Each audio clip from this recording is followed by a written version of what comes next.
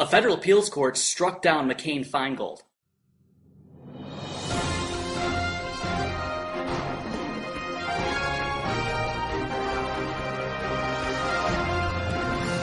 Today is September 20th, 2009, and before I get to the news, let me briefly address Andy's video. It's pretty ironic that Andy claims I don't make corrections when he cited a video of me making corrections when I make a mistake.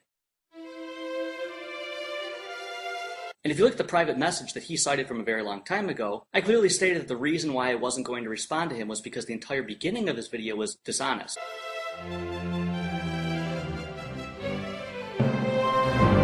I had no intention of talking about education when I got onto YouTube, and the only reason why I did is because it was called into question. His video took that quote out of context and made me look like I was intentionally bragging about my education, which made me not want to respond to his video. After doing research, however, since I was wrong, I had to respond to that video anyway and admit my mistake. Ironically, he thinks that that is a question about my character. I think it says a lot. Regarding the flag at whitehouse.gov video, I was planning on taking that down within 20 minutes of putting it up, which is why it was taken down within 20 minutes of putting it up. And a new video was put up an hour later. In terms of questioning the Investors Business Daily poll, I stand by that poll completely. 1,300 is a completely acceptable sample size, and it's certainly better than most of the standards that are done by the mainstream media. Much, much better.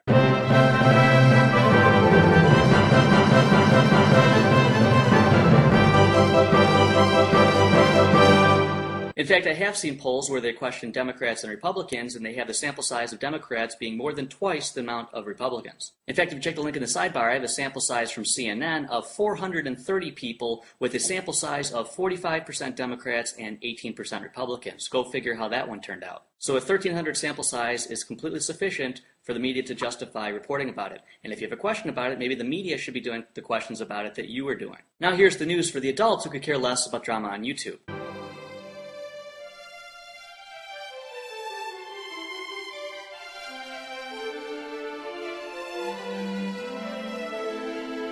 Media Matters, the political hack group, decided to take Glenn Beck's quotes out of context to make him say stuff that he wasn't doing. Wow, where have we seen stuff like that happen before?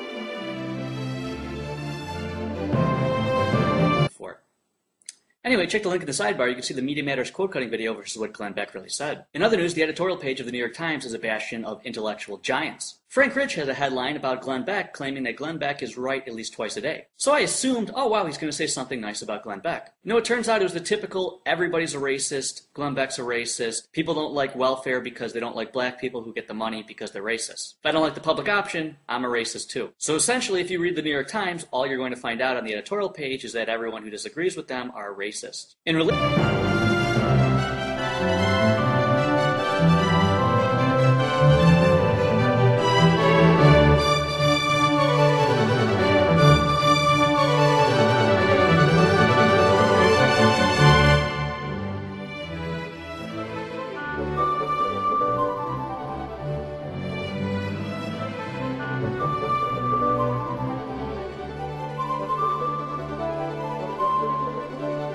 Related news, this prompted regular news journalists to ask Barack Obama whether he thinks racism is the reason why people oppose him. Of course, he's not going to say yes, but instead he blames the cable news and the blogs. It has nothing to do with the fact he's the most radically left president in the history of America, and we are totally bankrupting the country.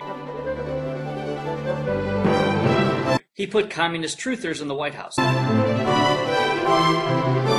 Oh, and check the link in the sidebar, he's calling for world regulations of the financial system.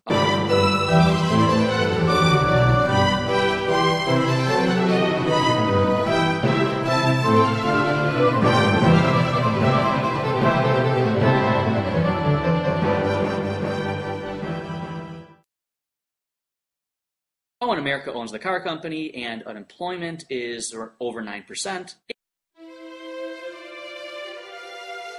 And kids that are not born yet are going to be paying for all this. Those damn blogs and the cable news. Speaking of cable news, Wolf Blitzer got the lowest score in the history of Celebrity Jeopardy. It might as well have been an SNL skit. You gotta check the link in the sidebar. The video is absolutely hilarious. In other media bias news, Mark Levin's book, Liberty and Tyranny, has sold over 1 million copies. Sold over 1 million copies, not 1 million copies in print, and it has not been reviewed by the major news networks or the mainstream media. Anytime a leftist makes a book that only 5 people will read, you bet your bottom dollar that that person will be on all the major news networks, and it'll get wonderful reviews from the New York Times.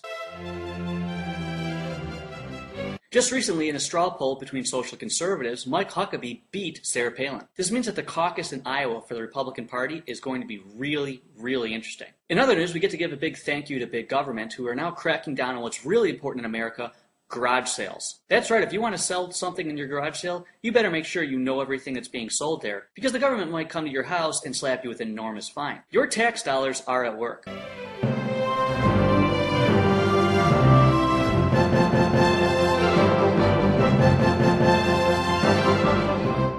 In other news, I think America might have found the anti-Keith Olbermann. No, I'm not talking about Bill O'Reilly. I'm talking about Stephen A. Smith, the sports reporter. The guy gave an interview on Mark Levin's radio show and sounded absolutely brilliant. Brilliant. Check the link in the sidebar. The guy's awesome. And lastly, I think one of the biggest news stories in America is that McCain-Feingold was struck down by a federal court of appeals on First Amendment grounds. Now, of course, I'm only reading the news story. You can check it out in the sidebar. I didn't read the actual case. But it appears that the court held that limiting campaign contributions was also a limit on First Amendment rights. I think people on both the left and the right are against McCain-Feingold, despite the fact that it has benefited Democrats recently. Anyway, that's all I got for you today. So rate this video even if you hate it, put in your favorites if you enjoyed it. Don't forget to subscribe. You got all the links in the sidebar as usual. Today is September 20th, 2009, and that's how the world works.